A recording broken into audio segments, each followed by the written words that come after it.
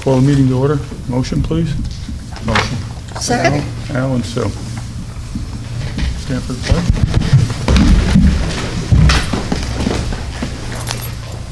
Pledge allegiance to the flag of the United States of America and to the republic for which it stands, one nation, under God, indivisible, with liberty and justice for all.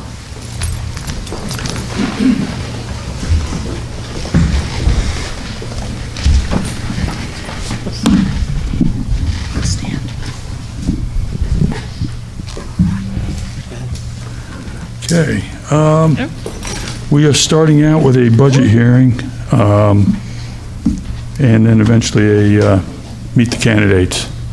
Joel and Victoria, you'll be presenting the budget hearing. Thank you. So thank you. Just thank you to the community for being here this evening. Tonight we will be presenting our budget hearing. We are also taking this on the road, so we've been doing this presentation a number of times so far this week. We have a few more this week and a few next week. Tonight, though, will also be our Meet the Candidates night, which we will follow up right after the budget hearing. As we move into any budget, whether it be a capital project or just the general budget, we always want to make sure that we are keeping our students at the front of all of our decision-making. So, of course, we want our mission statement to be seen, and just everyone always focuses back to this mission that students are the priority. We're going to walk through, and I know it's a little awkward the way we're standing. We got our backs to some people. The board has seen this presentation a number of times, but we wanted to make sure that we were presenting this to the community and also to the folks that are on the live stream or the video for tomorrow, because we are presenting and asking folks to take a look at the presentation online. So we're going to move on to the next slide, and I'm going to turn it over to Victoria. All right. So this is a slide that the board has seen a number of times through the budget process, except that previously there was a number in the difference column. And so at this point, thankfully, our revenue and our expenses balance, and so our proposed budget is $48,998,581.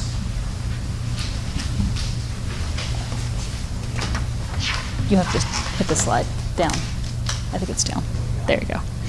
So one of the requirements that we have in our budget process, especially during the hearing, is to present the budget as a three-part budget. The state dictates what categories of the budget, what line items go into each of these three components: administrative, program, and capital. And as you can see, the program is the lion's share of our budget at over $36 million, administrative at about $5 million, and capital a little over $7 million.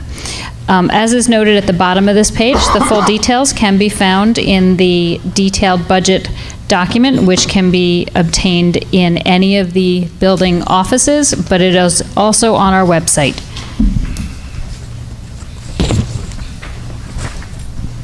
This is just a lovely picture of the three-part budget and really illustrates how much of our budget goes to support the program, which is directly supporting the students. This slide shows the budget in a slightly different perspective. Categories of general support, instruction, pupil transportation, community services, and undistributed. Several of these are very self-explanatory. General support being more the central administration type expenses, and buildings and grounds to maintain the facilities. Instruction being all things related to the instruction and directly related to classrooms. Transportation is also very self-explanatory. There's a slight decrease in that line item due to an anticipated drop in a particular run that we had contracted for. Community services is a very small line item. It's for civic activities. And then you will notice undistributed is a very large line item. So at $17.8 million for next year. That includes our benefits expenses, which we need to keep in mind. Not only are we paying the benefits for those people who are actively employed in the district, but we are also covering the benefits for all of the retired employees. That also includes our debt service payments, which are about $3.3 million next year, as well as things like the transfer to school lunch that we do to support the school lunch program, and that's another $100,000. Another way to look at the budget that we generally reference when doing budget presentations is to show the payroll and benefits put together, and that really shows where our expenses are tied to people. So if you put our payroll and benefits expenses together, you get to about 74% of our entire budget at $36.3 million.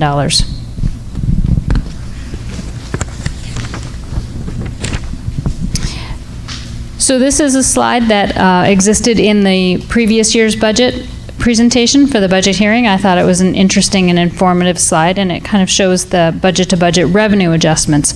So we were very fortunate when the state budget was finally approved.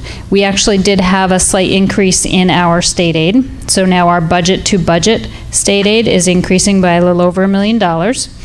We are increasing in our budget-to-budget for our pilot payments. Those are the agreements that are reached by the Ulster County Industrial Development Agency with fledgling businesses that are starting within the community. There are 2 in this budget. We are decreasing the appropriated fund balance by $150,000, which this is actually probably news to the board. At our last meeting, we had agreed to not decrease it by that full amount, but because we got an increase in state aid, I was able to do that. So I knew that was a priority for the board, and I wanted to honor that. The increase of the tax levy is $733,000, which turns into a 2.45% increase, and that is within our tax levy limit as dictated by the state.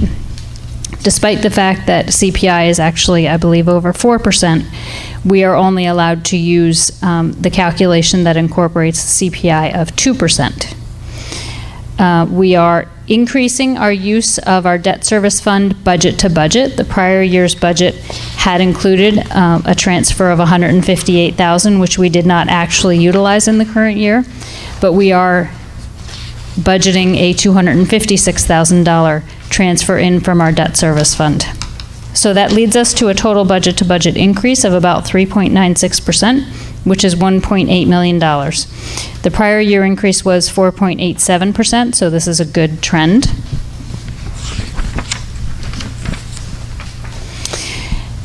And this is a list of our revenues as they would appear, and many of them are self-explanatory, but I know people generally look at the line about the middle of the page that says other revenue sources because it seems sort of a catch-all. And just for your own information, things that are included in that line are our BOCES refund that we get based on what we spend in 1 year. We get a refund for things that we have subscribed to and we did not expend. That comes in the following year. We budget there for revenue from other school districts as tuition if we have students placed in our programs. We budget our interest and earnings there. I've noted recently that when I first started in the business official capacity, interest rates were very different, and we used to be able to budget several $100,000 in that line. That is no longer the case, but that is where our interest is budgeted, as well as our interest and penalties for late tax payments. The rest of these are fairly self-explanatory, and as I had said, the bottom line is the tax levy, which is an increase of 2.45%.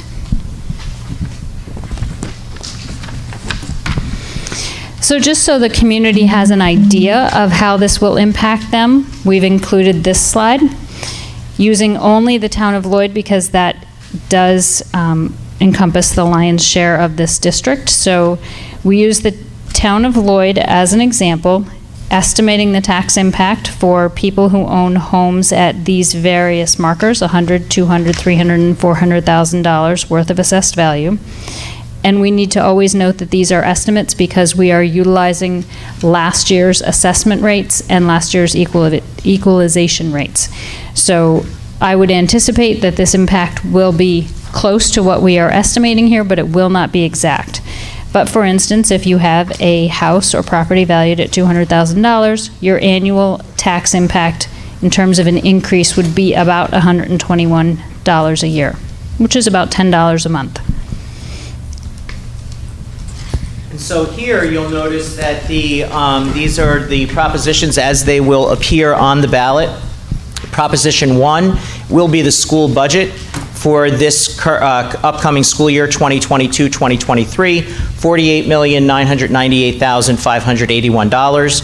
And then our second proposition is our school bus proposition for the 22-23 school year. And as folks know, here in Highland, we are on a schedule to constantly look at our transportation vehicles, and we are on a schedule to keep them up to date. So we never want to be in a situation where, quite honestly, we were a few years back where much of our fleet was aging at the same time, and we had to come to the community for a pretty large purchase that year. So we've gotten ourselves on a schedule, and we try to stay to that. So this year, there's one 65-passenger school bus, which is the large yellow bus that you'll see on the streets, one 30-passenger school bus, one wheelchair accessible vehicle, and one four-wheel drive transportation vehicle at a maximum amount of $322,000. Of course, we hope it comes in under that, but we know that we can't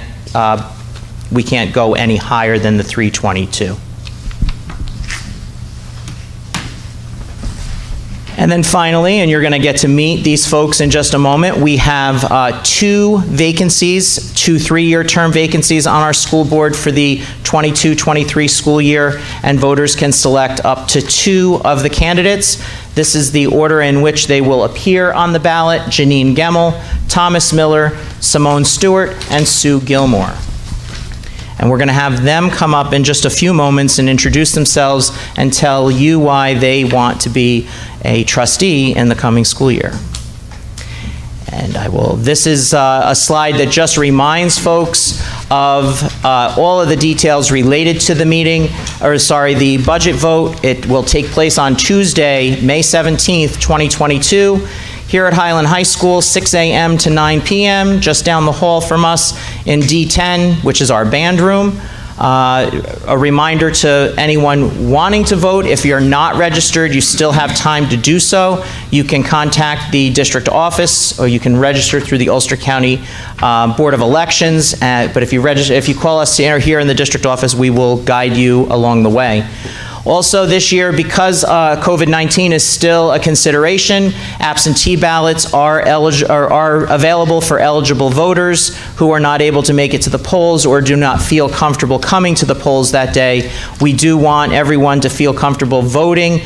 You would just, on your absentee ballot, check off temporary illness. This presentation is live on our website, so you can click that link to make application for an absentee ballot, but we do want everyone to know that absentee ballots must be returned by 5 p.m. on May 17th to the district clerk. And just the qualifications to be a voter are the typical qualifications for voting in the United States. You need to be a United States citizen, registered to vote, 18 years of age or older, a resident of the Highland School District for at least 30 days leading up to the vote, and you have to have the capacity to be able to vote.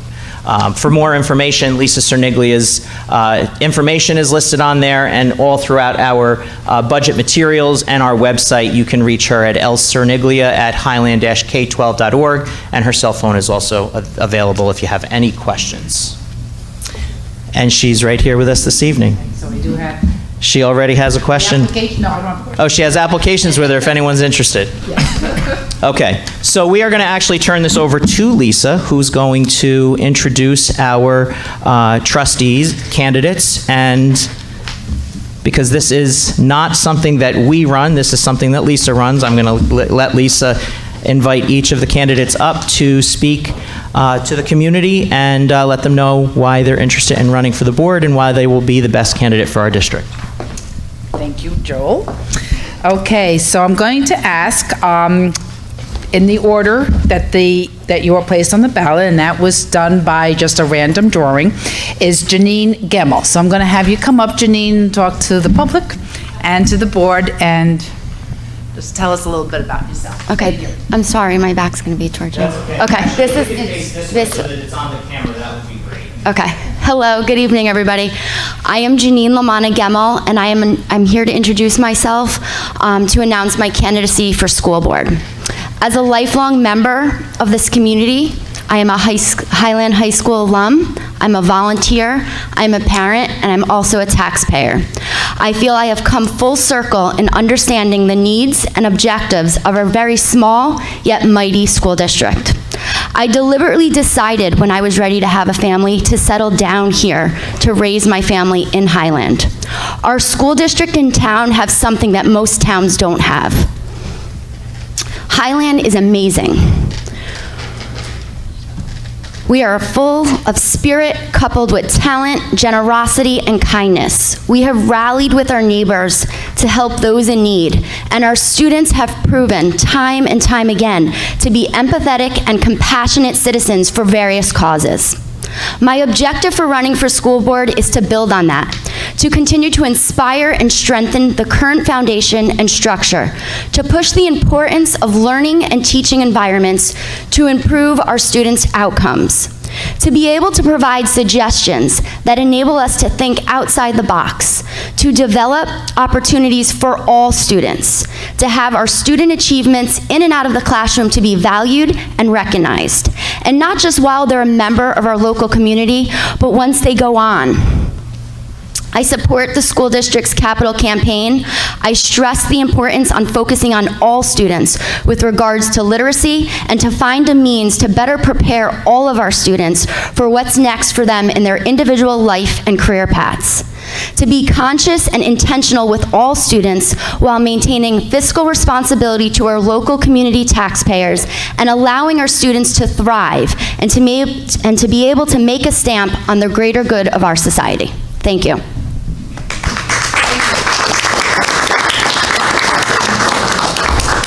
Next is Thomas Miller. Did you want to come up? Thank you. No, I'm going to speak from the chair here. Okay.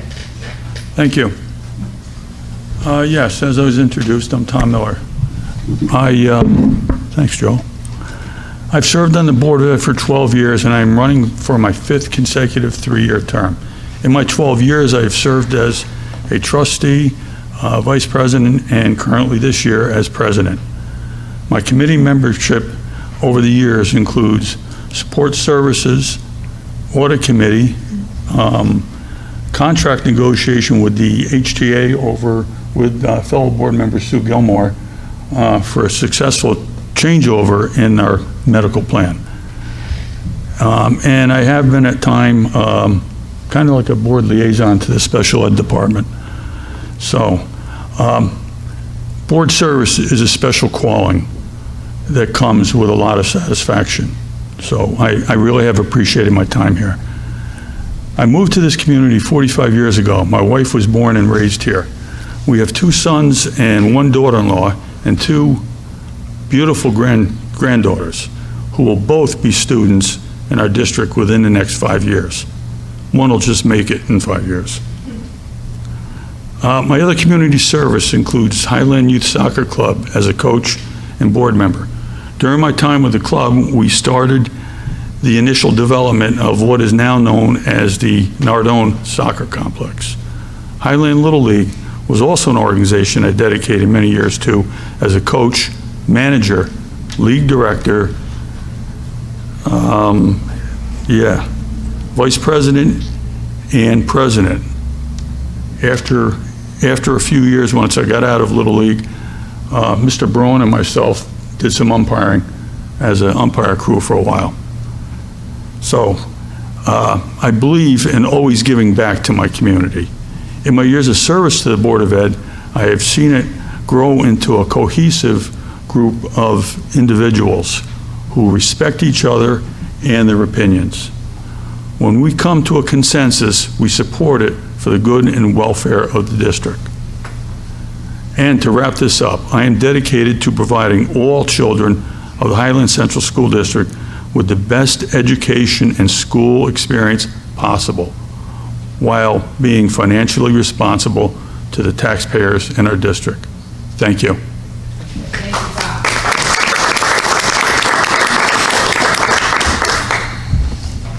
right, thank you, Tom. The next candidate is Simone Stewart.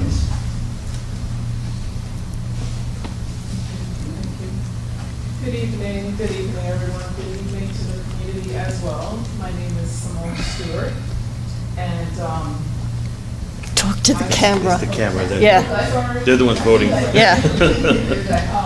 again, my name is Simone Stewart, and I've been in the Hudson Valley area for, I would say, maybe 15 years, including me going to school at SUNY New Paltz, so that makes it 15 years. And I received my undergrad there in social studies and in minor in business. I also went to Adelphi University and received my social worker degree. I have two kids, one 16, one 10 years old that goes to this district. They've had a great time here, and they're still having a great time in this district. I have a dog as well, and I'm married. I'm big on education. Why do I want to be on the board? I'm big on education, and I believe in a high-quality education for students. I think this pandemic has really changed what school is all about, and with my background, I want to be part of contributing to this community. Just going back a little bit, I fell in love with this place when I attended SUNY New Paltz, and so I made it my home. I enjoy being in this town. I think the people are very nice, and when there's something that's going on, if we need support, if anyone needs support, I feel that the community comes together and support one another, and I like that about the community.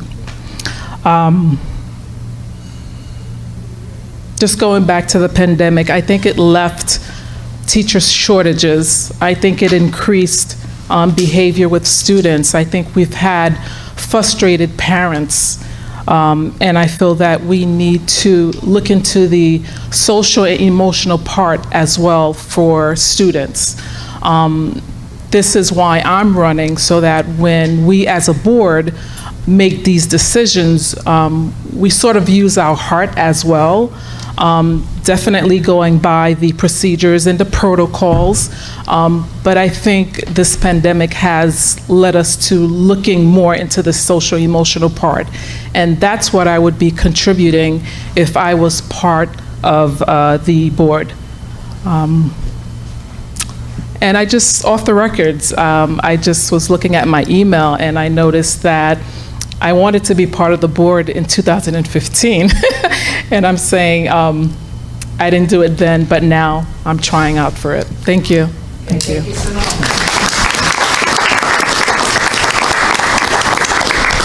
Okay, and lastly, we have Sue Gilmore. You want to? Okay.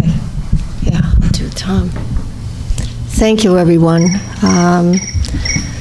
For those that know me, I've been on the board for maybe a little bit longer than Tom.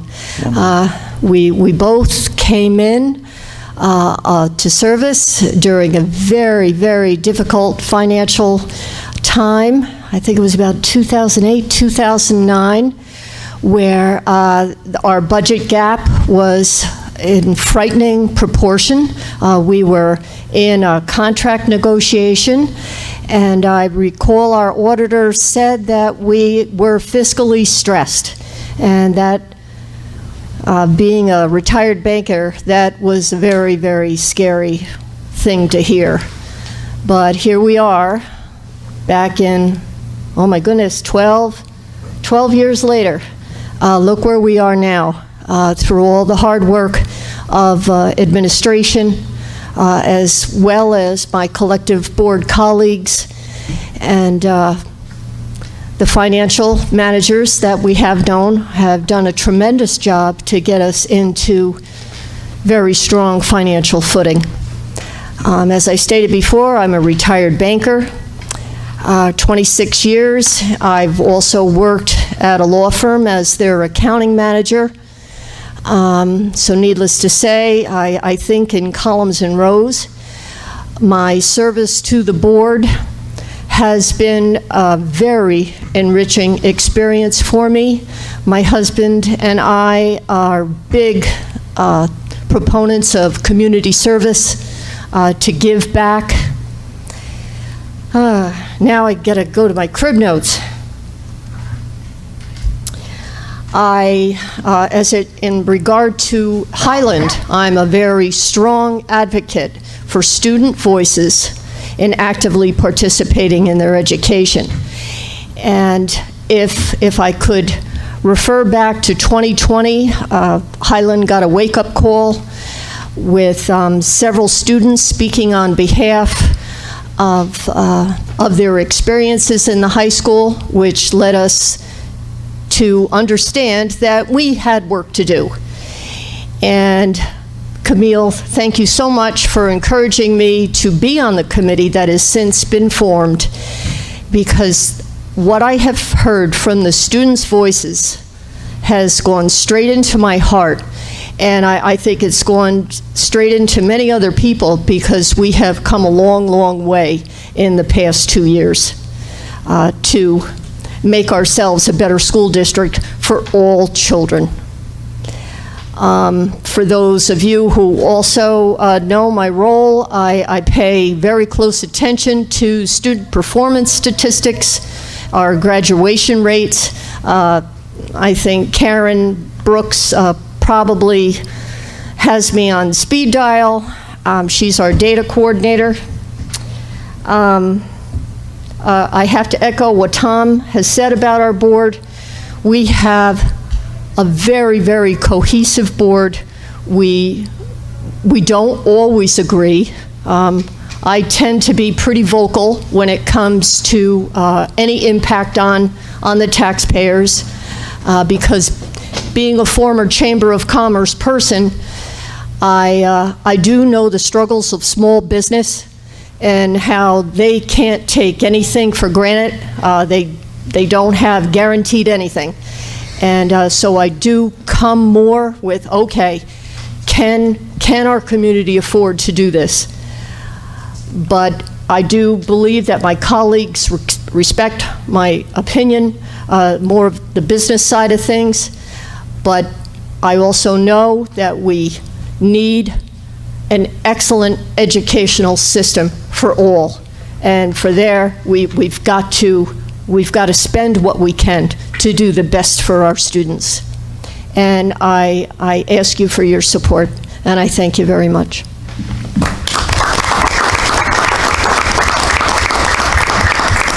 Thank you, Sue. At this time, does anybody have any questions for any of the candidates?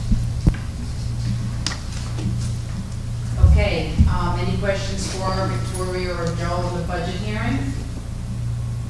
Okay, so it's at 6:45 and the budget hearing is now closed, but let me just remind everybody there's 4 candidates running: Janine Gamble, Thomas Miller, Simone Stewart, and Sue Gilmore, and there's 2 seats available.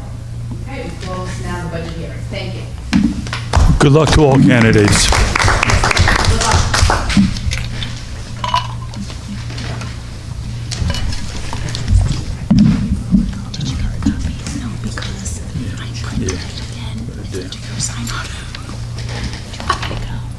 Okay, at this point in time, we're going to go to a special presentation by Ulster BOCES. Thank you. Tonight we have with us Dr. Corey and his staff, and I believe he has a student here as well. They're going to talk about the P-TECH program at Ulster BOCES. So Dr. Corey, thank you for being here. Sorry we're running a little bit late. I know I asked you to come a little earlier, and now we're almost at the right time. So I do appreciate your flexibility. Thanks for being here. Not a problem. Not a problem. And I'd like to bring up Peter and Joe. who's part of my team. Let me give you a little bit of background about PTech. PTech is a Pathways for Technology Early College High School. And it's a grant-funded program, competitive grant-funded program that started in the 2013-14 school year. The grant actually came out a little bit earlier than that. We applied for the grant. There was going to be one grant award for each economic development region in the state. Our economic development region goes from just north of New York City all the way up to Albany and into the Catskill Mountains. So we were going to be competing with school districts, down in Westchester. And PTech really, the first PTech in the state of New York was in Brooklyn, New York. It's really an urban model.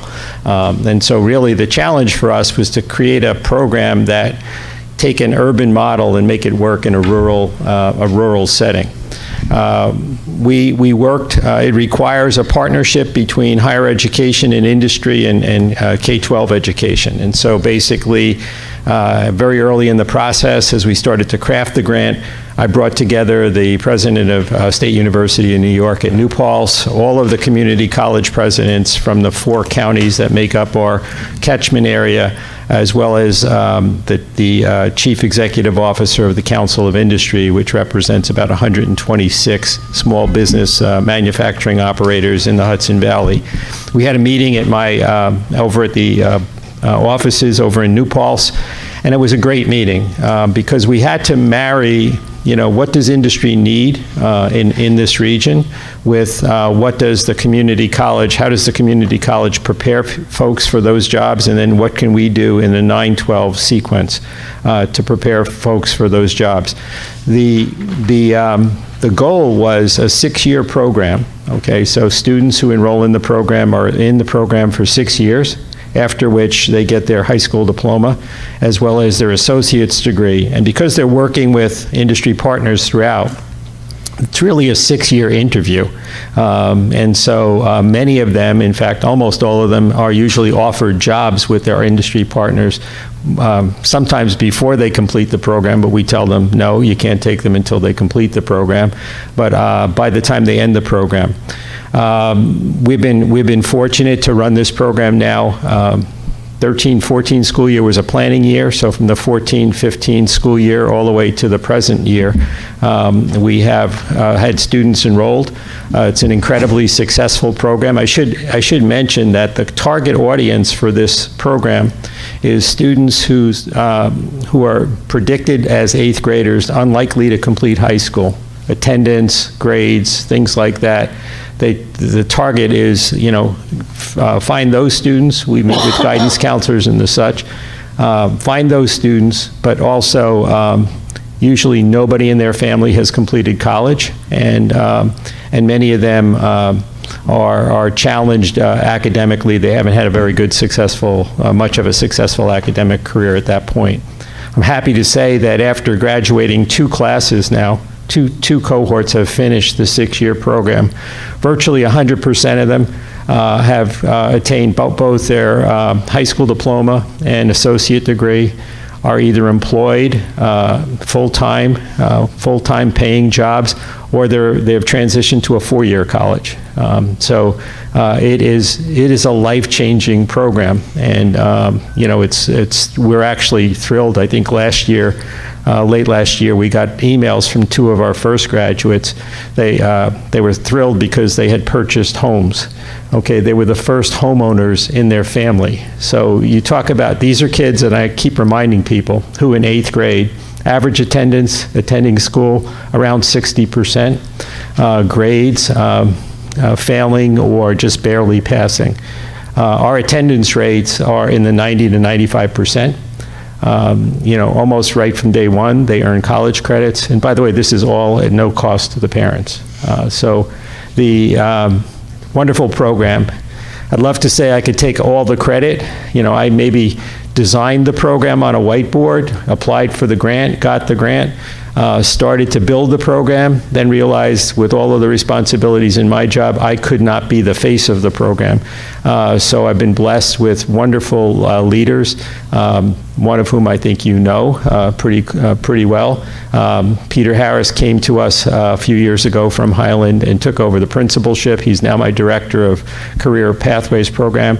And Joe is my present principal of PTech, who we kind of borrowed from the Wallkill School District. So we do some great things. By the way, we're all over the country.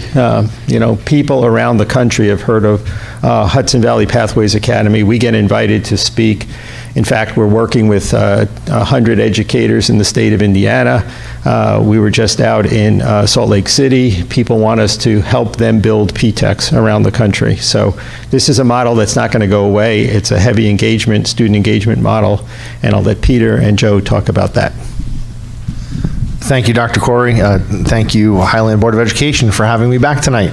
The specific PTech pathways that you should know about are advanced manufacturing and network administration.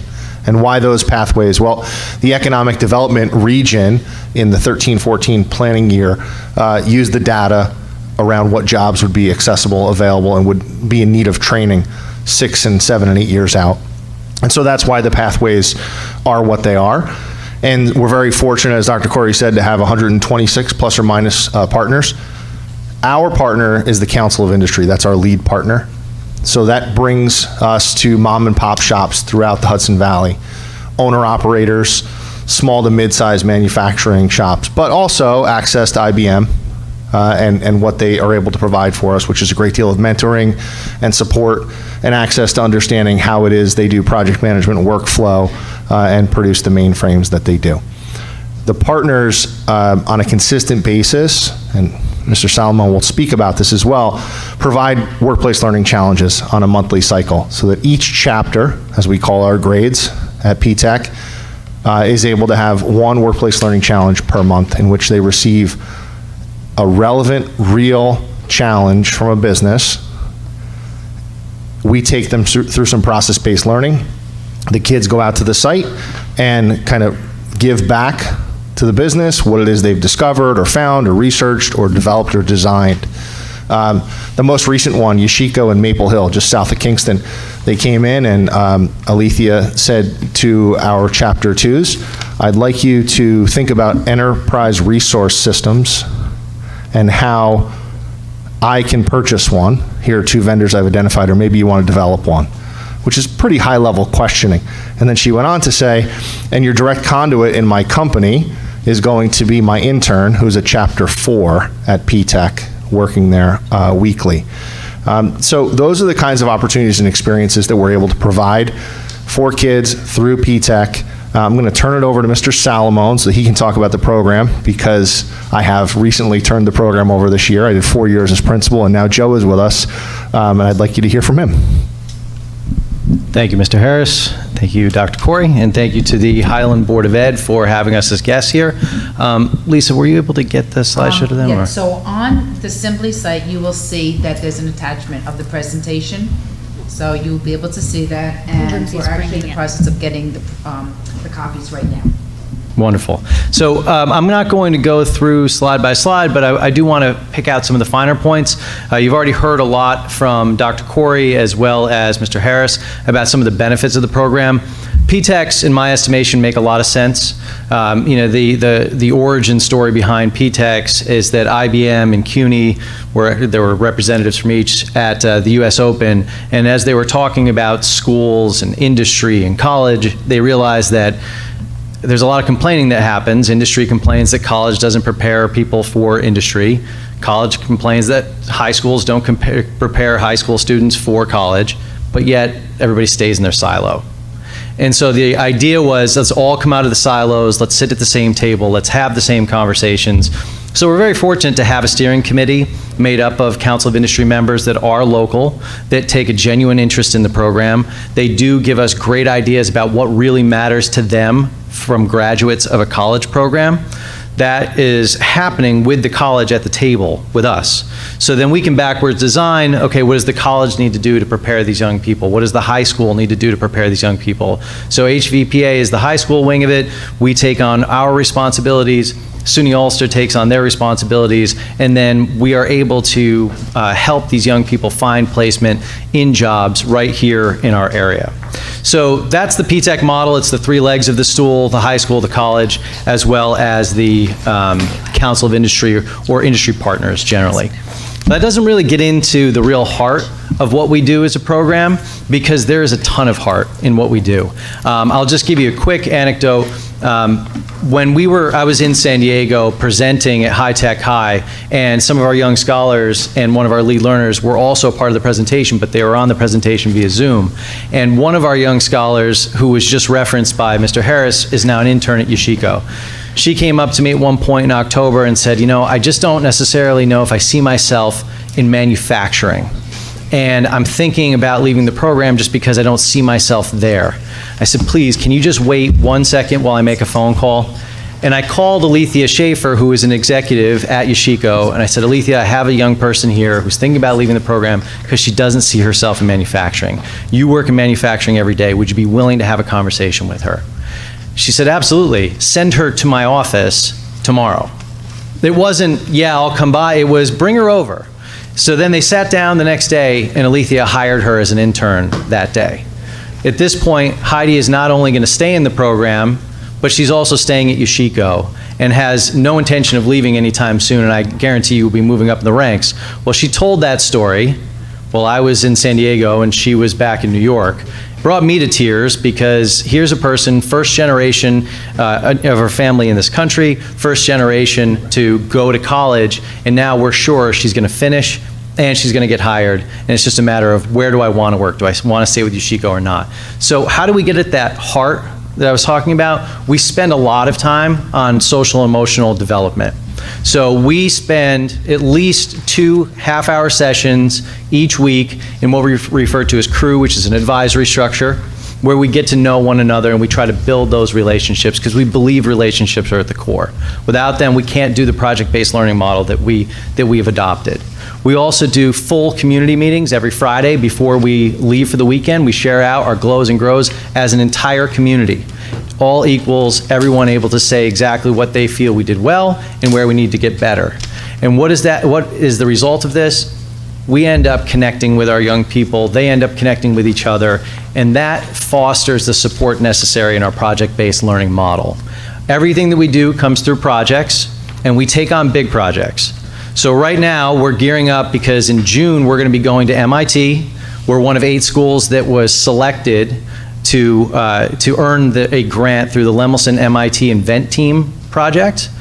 Our invention is a tick detector that can be used on pets that exit the home and then come back, because our research showed us that you're 1.8 times more likely to end up with Lyme's disease if you have a pet that leaves the house and comes back in. So our chapter 1s, those are the 9th graders, and you recall what Dr. Corey said about, generally the type of student we end up with. They're going to go to MIT with a working tick detector, and they're going to be presenting at Eureka Fest for a 3-day period, actually 2 days of presentations, 1 day will be for fun.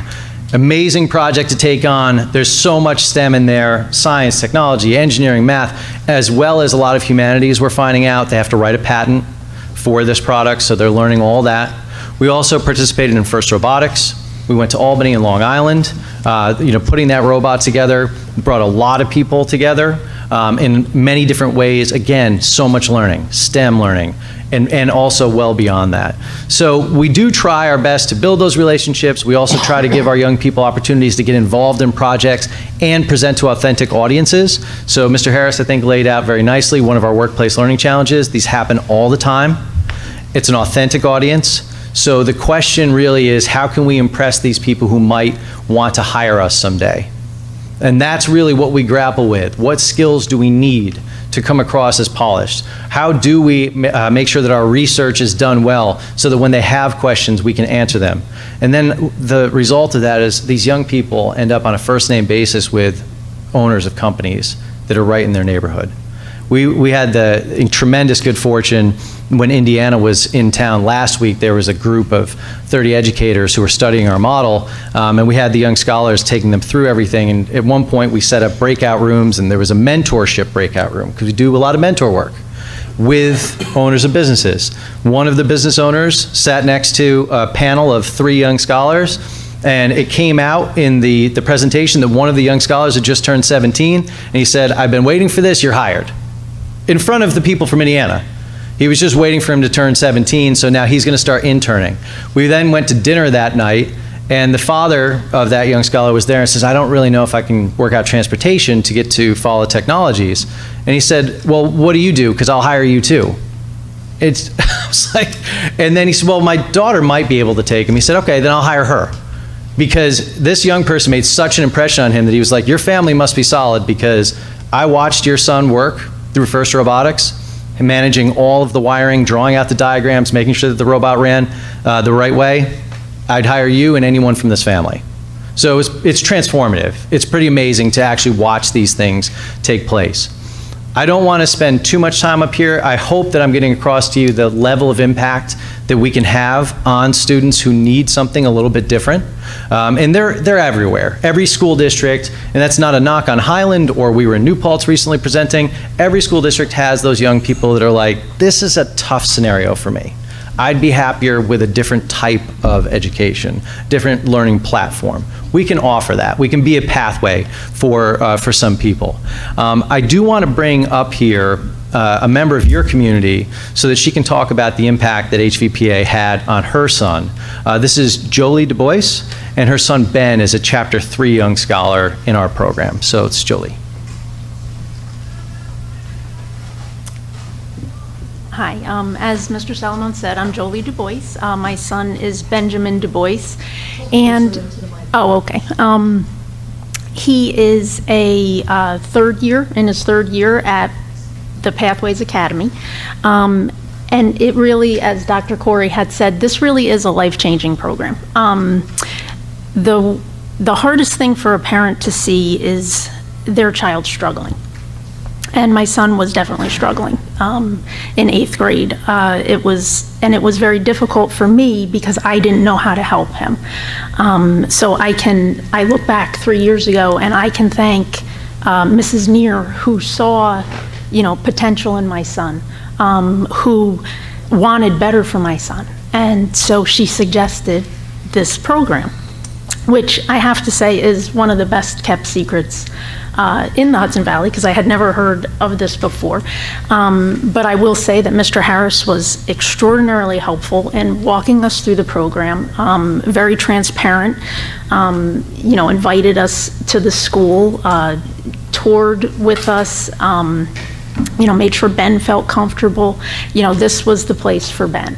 So in the 3 years that he has been here, he has changed immensely, where I don't feel that I have to worry about my son.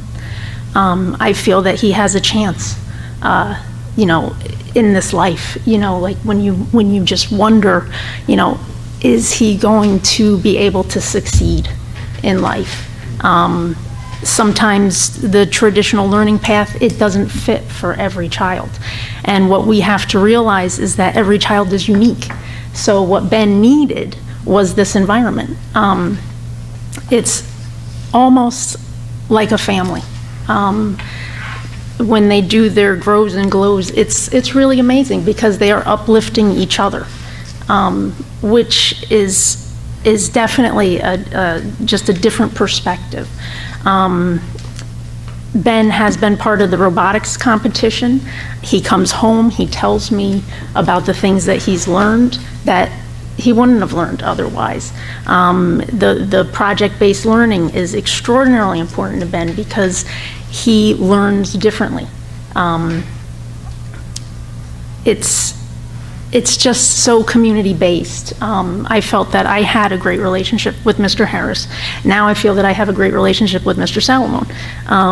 When Mr. Salomon calls me, I don't automatically assume that this is going to be a negative conversation, which it could have been, when Ben was in 8th grade.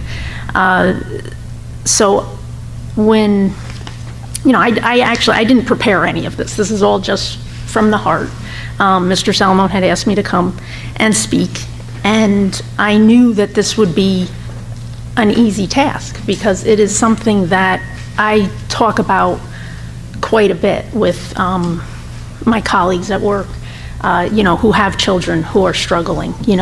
Wouldn't this be a great type of program for your child?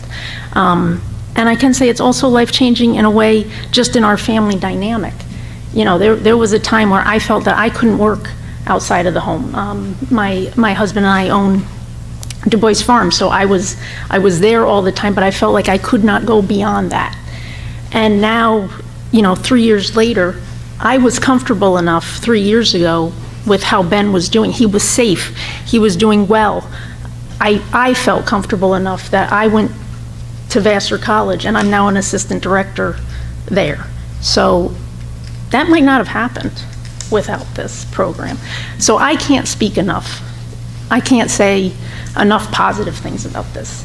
I think more children should have the opportunity to go to this program. It's really been a wonderful thing for Ben. I see an eloquent, happy young man, where 3 years ago I never even imagined that. Like I had always hoped for good things for my son. Now I hope for great things. So, thank you. Thank you. Thank you. Yeah, it's really a special place, and frankly, last week I was in Salt Lake City presenting to educators from around the country, and we zoomed in with a group of Chapter 1s who were freshmen, and this group of educators from around the country were talking to the kids, and we didn't tell them that they were freshmen. We just we said afterwards, where do you think? And we had them identify. Nobody thought they were ninth graders. These kids were, special, articulate, focused, encouraging, and I always go back and say, a year earlier they didn't go to school or they didn't like school, and that dynamic change takes place miraculously because of the staff and because everything that was said. The care, the feeling of community, I think are really hallmarks of the program. So appreciate the fact that you gave us some time to talk. I know Sue asked me to have folks come over, and we're always happy to come out. It is a tuition-based program. I know Victoria would say, well, it's not free. Districts pay tuition on the program, and basically that tuition is eligible for BOCES aid. So the average BOCES aid ratio in the county is about 62%. Not all of the costs are eligible for aid. Not all of the costs of running the program are eligible for aid. So I use rough numbers of 50%. And so our tuition, I think this year was around $17,000, which means the net cost after BOCES aid is probably around $8,500. It's a great program. I invite you all to come see it anytime. If if you got a day off or some time during the day, just stop up and we could certainly have you visit the program. Right now it's located and will be located at SUNY Ulster. We rent space at SUNY Ulster. Any questions? Dr. Corey, Yeah. Mr. Harris, and Mr. Salimo, you really don't have to, it's just a brief statement. I really enjoyed your presentation, and while listening to it, a thought came to my mind that just kept reoccurring theme of, there was a saying in the news a long time ago, better to give somebody a hand up than a hand out. And I can't think of a better phrase to reference your program by, because I see the success of it and that initiative of energizing these students and getting them to attend your program, and with the huge success that you've had with it, very, very impressive. Yeah. Thank you. Thank you very much. Appreciate it. I have to say, I've had two wonderful opportunities to attend presentations at P-TECH. And one of the first was a science project presentation, and it was right in the middle of COVID, so needless to say, everybody's wearing a mask. And I was so impressed with some of the kids where they said, I can't wait to come back. And I think, oh my goodness, this is just incredible. And Mr. Harris made sure that I met a student that came from Highland, and I found him to be an incredibly articulate, young man who wanted to talk to me about his project, his future, and Mrs. Du Bois, that was your son. And I'm so happy to meet you because I still remember him.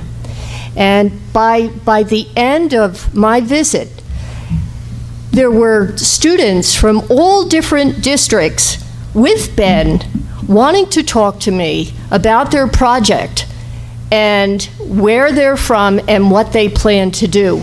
And it just, I will always keep that with me. So, good for you.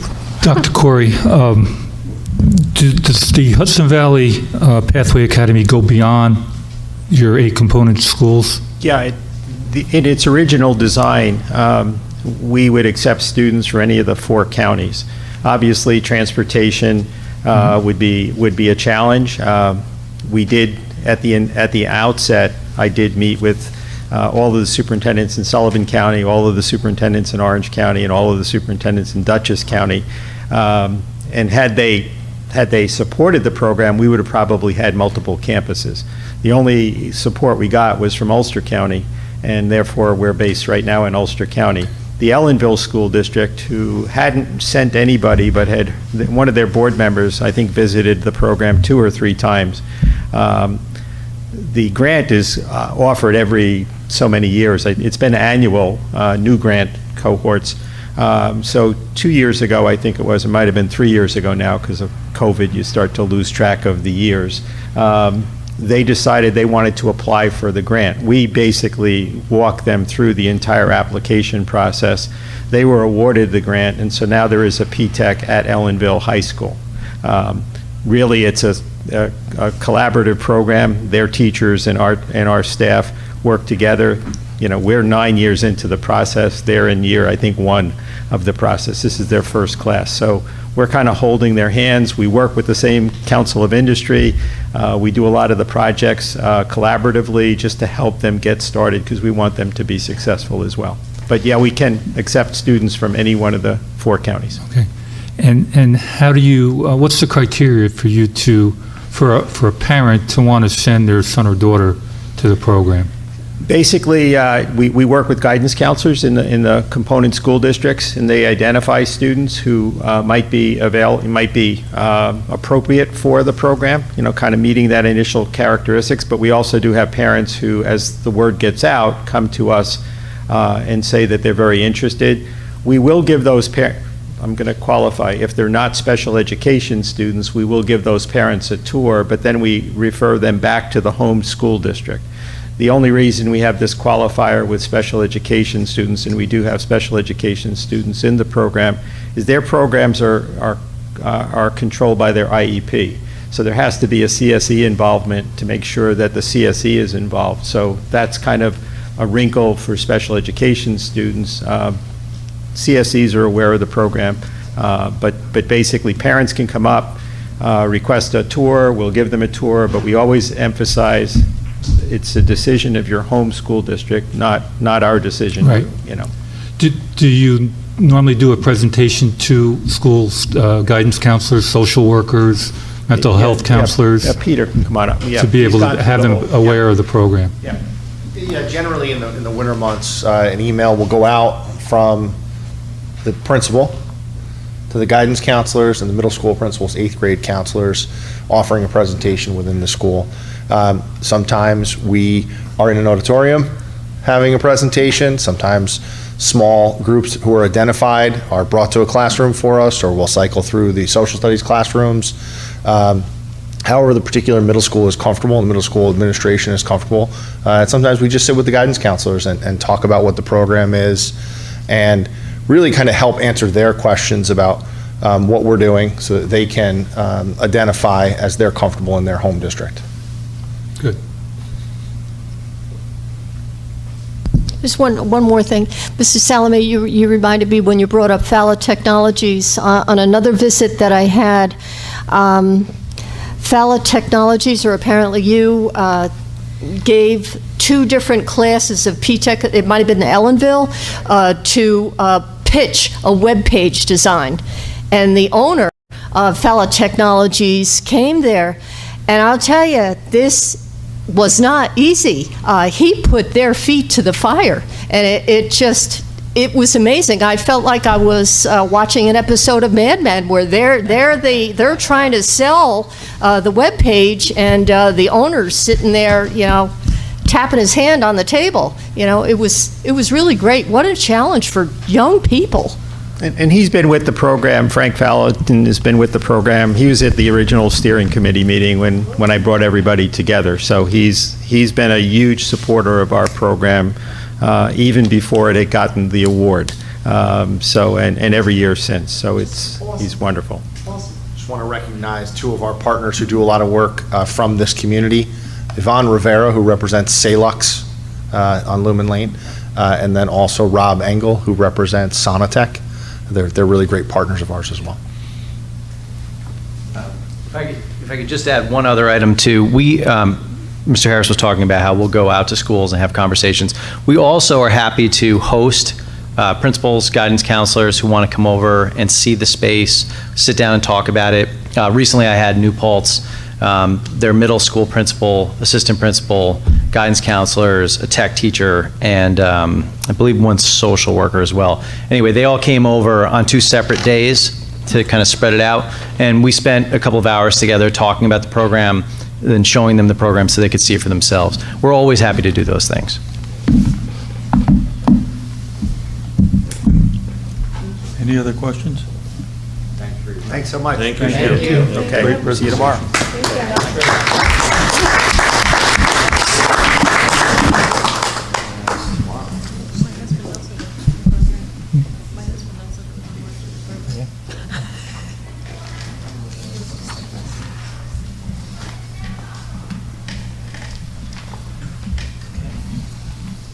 Okay, now we are at the part of our agenda. Sorry about that. Part of our agenda, the consent part. I'm sorry, Mr. Miller, did we skip over public comment, or did we call for public? We did? Well, Budget hearing, actually. we did skip over it, yes. Questions regarding the budget hearing, so we still need to do that. Well, no, the public comment is agenda items only, yeah. All right, we'll do it now. Yeah, I don't know if there is any. Nope. You don't think so?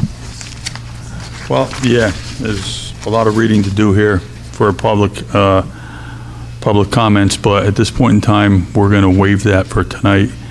Does anybody in the audience have a comment they want to make on any of the agenda items? Thank you. That was a lot quicker. I appreciate it. Okay. Again, now we're at the consent part of our agenda. And does anybody on the board want to pull any items from the consent part of the agenda? I wish we could refuse number 3. Number 3, yeah, I was going to say that. We can't hold you against Well, your will, can we? I can vote no. It doesn't happen. Honestly, I did have a sidebar conversation with Mr. Freer, and we talked it over, and we weren't going to do that to you. Thank you. Again, it's items A1 through B5. We're all happy with the way it's going and the way it's lined up? Yes. Could I have a motion, please? Motion? Second. Sue, second by Ed. Obviously, no other discussion. All in favor? Aye. Anybody opposed? So carried, 7-0. Thank you. So tonight, we have just accepted the resignation of our business official, and we want to wish her all the best in her future endeavors. She has been instrumental this year, to me particularly, with going through a building project propositions and the budget, and I will be forever grateful for the guidance that you helped provide to my office this year, so thank you.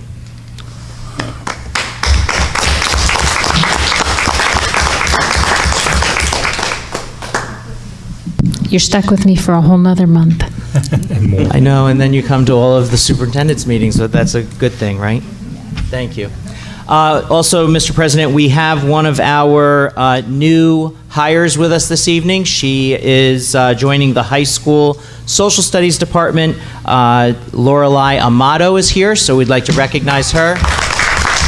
Thank you for being here tonight.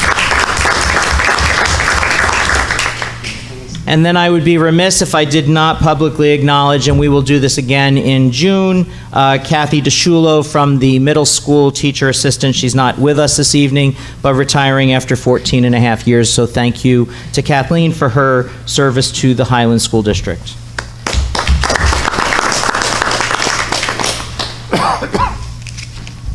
Okay.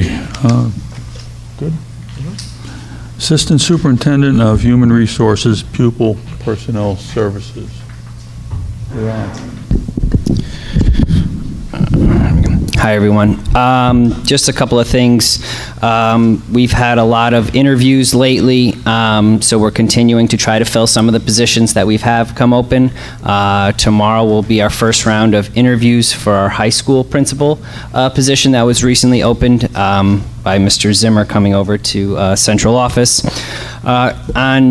Last week, we presented, I'm part of the Staff Diversity Subcommittee with Ms. Adoma and a few other individuals from the district, and we presented to the entire direct committee based on some of the things that we've started to input to try to increase our staff diversity, talking about some of the different places where we're posting positions, and one of the changes to the actual interview process of requiring all committees to utilize at least 1 to 2 questions focused on the work that the direct committee has been tasked with and focused on. So we gave some of the examples that we provided to that, but we've seen some great answers and learning a lot of great things about some of our potential candidates by utilizing some of these questions during the interviews. So I think it's been a great change to our process. You'll see that we are posting positions for our extended school year. So you're aware, we have certain students that attend programs outside of the Highland District. So, students that attend programs throughout the school year and are eligible for summer will typically stay in those same programs, but we do have some students in district that require some services over the summer. So some of them will attend programs typically at Ulster BOCES, so we are coordinating a lot with the folks there just to make sure that all of the information that we have for the students that we see every day is communicated to them. They're getting new students over the summer. Even though it's just a short 6-week period, we want to make sure that that's a very productive 6-week experience for them. We also have services that are provided for some of our in-district students that are done by in-district employees, so you'll see those positions. They'll be coming up to be filled hopefully soon over the next month. Our third quarter IEP progress reports went out last week, and at the same time, our third quarter homeschool reports have been due. Any parent who has not provided that has been reached out to and contacted to let them know that we need those reports. And that's a lot of the work that my office has been doing of trying to streamline that process so we're not spending so much time tracking down some of these reports from individuals outside the district. A lot of our grants that you've heard about throughout the year from the American Rescue Plan, when they get submitted, sometimes they require resubmissions if there's questions about it from the folks that are reviewing them. We just recently had our 4 grants. 3 of them are from the New York State Reserve portion of the American Rescue Plan. So New York State took a chunk of the money and said, these are very specific things we want you to report on. So some of that's after-school programming, how to address instructional loss, and summer enrichment. And this grant, again, carries out to 2024. So some of the work that we're putting in and writing into grants won't take place for another year or two. But those three were recently approved, and our newest one that we just submitted and got approval for was the homeless children and youth allocation that we received for some of the funding to help some of our students in need. Along with all of those grants always comes more work and more surveys. I feel like we constantly get a new update from the state that says, hey, you need to fill this out as well. So we've been keeping up with those and have submitted all those. And a lot of the times they'll ask for data or documentation along with the grants to make sure that the funding is being utilized as intended. Finally, May is Mental Health Awareness Month. So a lot of our mental health staff throughout the month send out information, resources, reminders to our entire staff. I think, as we all know, more than ever, this is extremely important based on the needs that we see from our students and staff. So if you do see any folks wearing a green ribbon throughout the month, that is a sign for Mental Health Awareness Month and support of that. So.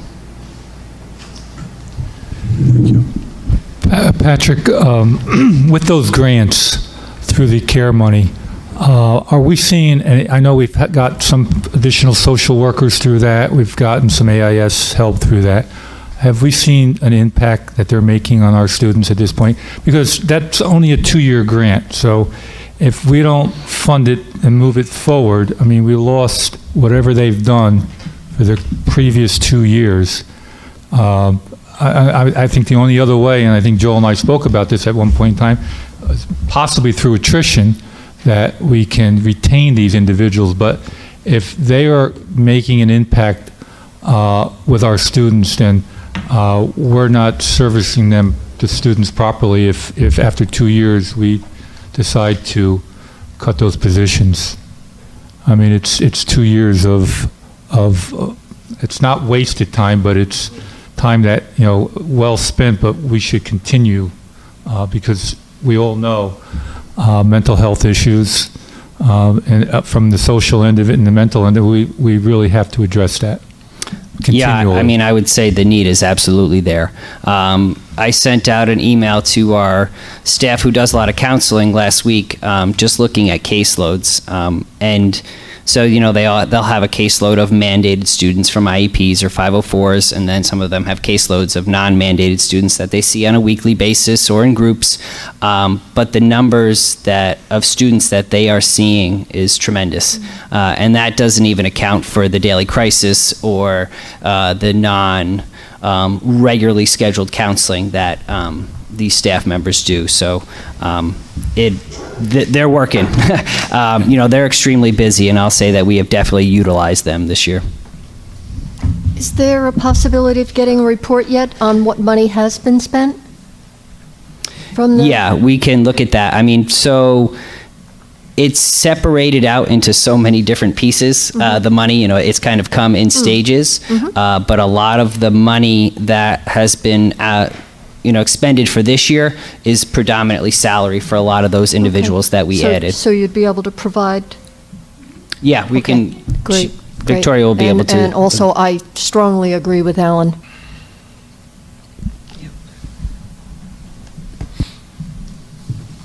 And I would just add to the mental health needs, it's not just the students, it's also the families. And every day, there's another something that bubbles up that takes some of these folks off of the mandated or the scheduled counseling to not only deal with things for children, but also for the families. And I would say that the resources that are out there, community-based, are not as robust as they once were. And I think that's because people, this took a toll on a lot of people on a lot of different levels. So I think it's definitely going to be something that we see long term, and we are aware of that. But the outside world, I've heard from the guidance counselors and social workers that when they do refer a family to get some outside counseling, it's months before they can get an appointment, which is that's just unheard of. Would you happen to know, is the county tackling this, or? They are aware, but they can't find people either. So when you talk about work shortages of, I think someone mentioned it earlier, we have a work shortage in some teaching capacities, bus drivers. Mental health is another area where if folks weren't already going into that, that is a high need area across the country. So it is, there are not enough people out there to help with some of the dire needs that these families have. Actually, over this weekend, I was reading the Kingston Freeman, and they're making some strides up there to address the issue with some housing and some office and therapy spaces. So, and I wouldn't necessarily dispute what you read in the Freeman, but I would say just the hands or the feet on the ground and that feeling when you get that phone call from a parent, and I've heard it from our support folks regularly, when parents can't get those appointments, you know, and I think you were both at the meeting when the county executive was there, and I think that was a loud cry to the county executive at that meeting back at BOCES. I think it might have been in March, that no parent should have to wait 3 months to get an appointment with a crisis counselor for their child, or for themselves if it's something that's impacting the family. But they're making slow inroads, I would say, but yeah. It's better than nothing at this moment in time, and it is an initiative, and hopefully it'll build and provide more time. Sure. Okay. Up to me. Superintendent's comments. All right, so I was asked by the art teachers to just make sure that the board is aware that our annual art exhibition is going to open this coming weekend at the public library. We want to thank the public library for hosting this. There will be a reception on Saturday, May 7th from noon until 2. Anyone is welcome to attend, but any family member or any family that has a child that has artwork in there has been notified. So this is my photocopy of it, so it's a little backwards from the way that the art teachers did it, but I wanted the board to see that that is going on this weekend, and that artwork will be on display at the public library through the month of May. So if you get a chance, please stop by and see the artwork of our students. I know I put this in my Friday update, and this is just a happy moment for the district office, and I need to just make it known that a lot of work went in over the last couple of months to get our district to a spot where we are now CTLE sponsor for professional development for our teachers. This was a long time coming. For some reason, this was not something we were approved of for in the past. Even though we provide these workshops for our teachers, it is instrumental in keeping certifications up to date, especially anyone, the newer teachers. So we just gained that CTLE sponsorship on Friday. It is good through 2026. So that's just a proud moment for my office. So I just thank Carly Jacobson for all the work that she did on that, and quite honestly, the Teachers Association who brought it to our attention that the CTLE hours were not being recognized because we didn't have a sponsorship number. So we have that now, it's in place, and we'll be rolling that out so that the teachers can keep their certifications up to date. I mentioned this last week, or last meeting, but this Friday we have a superintendent's conference day. A good portion of the day will be working with the NICE-Gate grant that the Hudson Valley region has been granted with. So teachers will be involved in tech webinars on Friday the 6th. Along with our elementary folks, we'll be doing kindergarten screening for the 22-23 school year. So we wish them well with that. We know that that's always a great event to have the little ones come in for the first time and see our school and meet some of our staff. I know I mentioned this last time, and I I'm sorry I did not print this out to give to the board tonight, but I will include it in my Friday update. I have a draft of the poster that they used in another district for our capital improvement project. It's a mock-up of what is used in another district. I'll include it in my update. I gave the approval for them to go ahead and do something very similar for our school district, and so hopefully in the next few weeks we will have a mock-up of at least the athletic fields. The Save the Date postcards will be prepared and ready to go right after our budget vote. As I mentioned earlier to the community, Victoria and I are on the road show with the budget forum. So we will be doing that tomorrow morning at 7 a.m. at the Rotary. So that will be a good time. I want to thank our tech folks who are meeting me there at 6:45 tomorrow morning to make sure that we are set up so that they have the full presentation with a screen and a camera. And basically what you saw tonight, they'll see tomorrow morning in the same format. Thank you to the Direct Committee. They met this week, and they have another meeting scheduled for May 31st, 6 p.m. So put that on your calendars if you haven't already. As I've mentioned to the community and to the board, we have one more snow day. Doesn't look like it's going to snow, but you never know with the weather, the way it changes. So if that snow day is not used by May 27th, we will tack that on to the Memorial Day weekend. And Joel, what was the date again for the Direct Committee? The Direct Committee is May 31st, Tuesday, 6 p.m. And is that live or? It's in person. Actually, they changed it to virtual because some of the presentation will be done virtually. It was changed at the last minute at the last meeting. All right. But who knows, it could change again. And I will keep you posted. We will be supplied with the... Yeah, if you want the link, just let us know and we'll make sure you get one. Please. Thank you.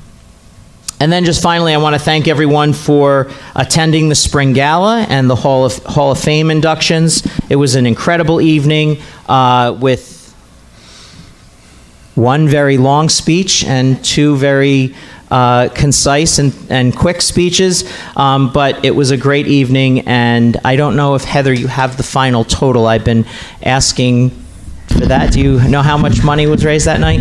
Just shy of $7,500. That's excellent. That's excellent. Great effort. So just a public acknowledgement to all of our table sponsors. We had community groups that sponsored tables, and many of our teachers, students, and families donated items for the silent auction. So thank you to everyone who gave a little bit of themselves to help fund those teacher grants, which we're excited to see come to fruition. And I believe that's all that I have for this evening, unless anyone has any questions.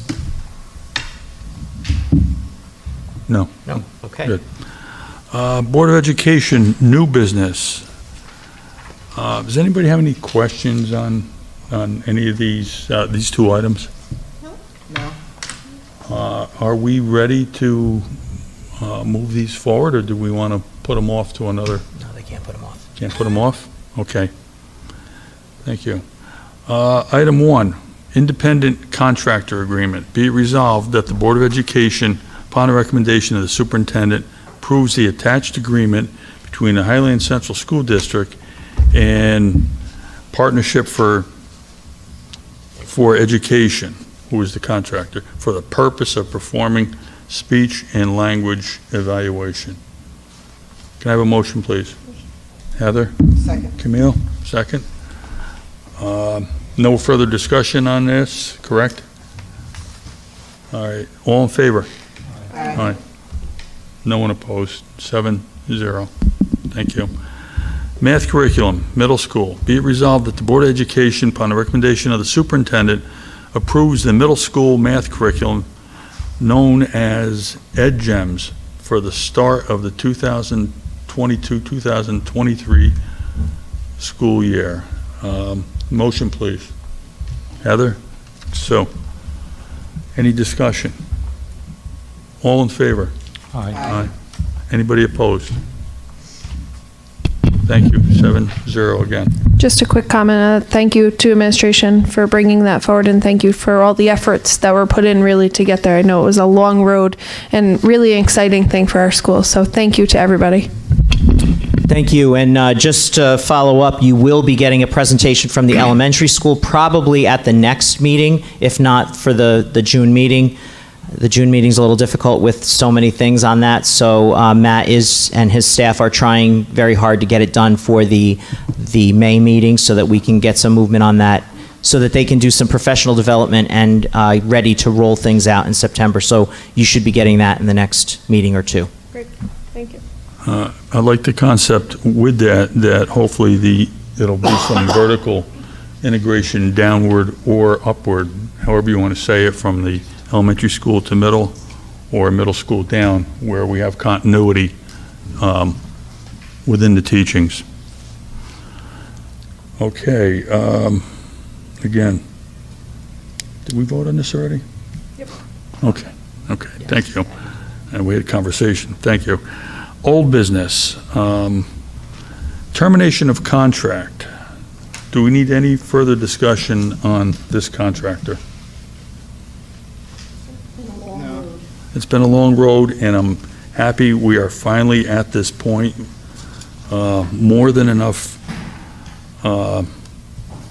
chances were put out there for this contractor to complete their work, do their work, and it just didn't happen. So, termination of contract. Whereas the Board of Education of the Highland Central School District, known as the Board or District, awarded Iron Sword Enterprises, LLC, construction work to be performed for the sum of $54,300 on May 18th, 2021 for this district's high school north entry renovations project. That's the awning area at the end of the administration wing. Whereas Iron Sword procured and delivered to the district a performance bond number 602-133-849-4 issued by United States Fire Insurance Company, known as Surety, guaranteeing the performance and completion of the contract in the event Iron Sword defaulted under the terms and conditions of said contract. And whereas on or about November 1st, 2021, the district provided Iron Sword and the surety with written notice in compliance with Section 3.1 of the performance bond, informing Iron Sword and the surety that the district was considering terminating Iron Sword under the terms and conditions of the contract for the following reasons. Number one, Iron Sword has refused or failed to supply sufficient skilled workers or suitable materials or equipment to complete the work in a diligent, efficient, timely, workmanlike, skillful, and careful manner. Section 14.2.1.1 of the general conditions. And number two, Iron Sword is guilty of substantially breaching certain provisions of the contract documents, Section 14.2.1.4 of the general conditions, by reason of its failure to complete the work in accordance with the contract documents by the substantial completion date. Whereas on or about November 1st, 2021, by written notice to Iron Sword and the surety, the district requested a conference with Iron Sword and the surety to discuss Iron Sword's performance deficiencies. And whereas representatives of the district, Iron Sword, and the surety held the required conference on December 1st, 2021 to discuss ways in which Iron Sword could provide assurances evidencing its ability to complete its work in compliance with the contract. Whereas a plan was mutually developed and agreed upon by the district, Iron Sword, and the surety on or about January 12th, 2022 to permit Iron Sword to address its performance deficiencies over the April-spring recess. And whereas the corrective work attempted by Iron Sword over the April-spring recess continues to be deficient, and whereas Iron Sword has been informed by the architect that said corrective work does not comply with the contract documents. Now, therefore, be it resolved by the Board of Education of the Highland Central School District as follows. Number one, the district declares Iron Sword to have defaulted under the contract pursuant to Section 14.2 of the general conditions. And for the reasons set forth above, the district shall notify Iron Sword and the surety in writing that Iron Sword has been terminated for cause effective 7 days after receipt of such notice. And number three, the district shall request the surety to perform and complete the contract pursuant to its obligation under the performance bond. Can I have a motion, please? Move it. Sue and Second. Al. Any questions in regards to these proceedings and our plan? Just real quick, Vivian, do you know, Vivian, yeah. Victoria, do you know what we paid them to date?